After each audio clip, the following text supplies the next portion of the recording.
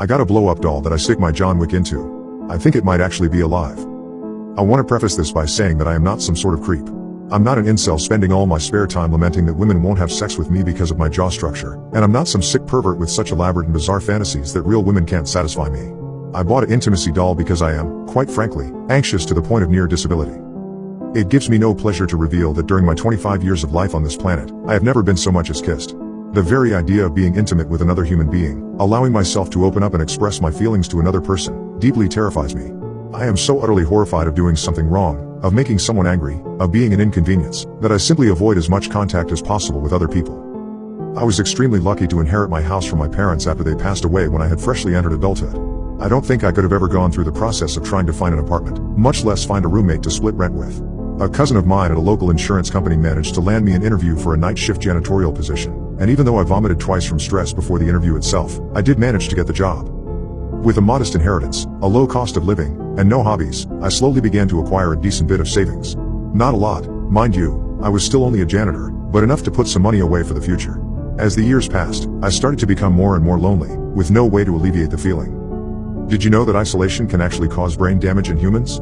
Long-term effects of solitary confinement in prisoners can cause intense psychological and physiological issues, including chronic pain and psychosis. With my parents dead, the closest thing to social interaction I had anymore was passing by the night security guard on my way into the office building where I worked, and he had long since given up on trying to make small talk with me. I was trapped between a rock and a hard place. I either let myself be driven to madness from loneliness, or attempt to somehow make friends when the very thought of trying to talk to another person made me feel physically nauseous. I won't lie, I did consider suicide as an alternative to both these options at times. Some will say that the purchasing of the doll was a bit of a drastic measure, and that it would have been better to me to seek therapy or some other, more conventional, way to work through my anxiety. They're probably right, but what you have to understand is that the idea of just getting therapy to me felt about as easy as just scaling Mount Everest. Besides, the doll itself was never meant to be a complete solution in the first place.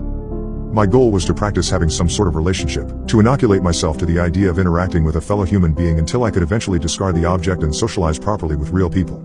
I didn't even initially want to get a sex doll. At first I was considering just getting a clothing store dummy, but something about their facelessness and obvious artificial nature made me uncomfortable. Besides, I figured I would eventually need some sort of practice with the more intimate side of human interaction. After a few weeks of scouring the internet, I found the model I was interested in.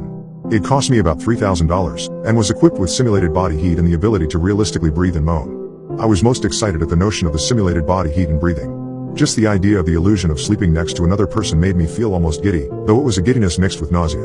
I vomited once before I managed to click the add to cart button. It sounds embarrassing, I know, but I actually cleaned my house in expectation of my guest.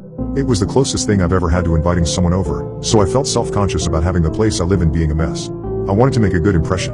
When it finally arrived, I hid in my living room for nearly 20 minutes until I was sure that the delivery driver had gone away. I double-checked they were gone by peeking through the peephole, before finally dragging the box inside. Using a kitchen knife, I clumsily cut open the cardboard to reveal its contents, and after removing the bubble wrap, I immediately had to run to the kitchen sink to reg. The reason for my nausea-inducing anxiety was the following: the doll was not shipped with any clothes. In retrospect, it seems like it should have been obvious that this would be the case, but in the moment I felt betrayed and scared. Cutting open the box to reveal a naked human form was far too much for me in that moment, and I had to spend a few hours recovering. I had taken a week off from my work using my generous supply of built-up vacation days, thank God for online time off requests, so I wasn't too concerned about the delay this recovery caused. I had plenty of time. I grabbed some pajamas from my dresser and set about the task of clothing the doll. It took a while. I had to take breaks to avoid stressing myself out too much, but I did eventually manage to cover it up. With that issue settled, I felt significantly more comfortable. The doll was a little unnerving to look at, I'll admit that. People often talk about the uncanny valley, the conceptual zone in which an object looks human enough to be disturbing, but not human enough to quite seem real. Sex dolls generally fall within this valley. They are designed, of course, for the sort of people who would buy a sex doll, and thus cater to this demographic standards of beauty. Gone are any traces of imperfection, any of those so-called flaws that make one truly beautiful. Instead, they are perfectly symmetrical, expressionless, and beautiful only by the standards of one so porn-addicted as to have no standard for proper comparison. In some ways, this unsettling appearance was helpful for my peace of mind. It helped to remind me that, as human as it looked like from a distance, in the end it was only a hunk of rubber and plastic, and that I didn't need to fear it. I decided to name the doll Elsie. My first week spent with Elsie was less interesting than you might guess.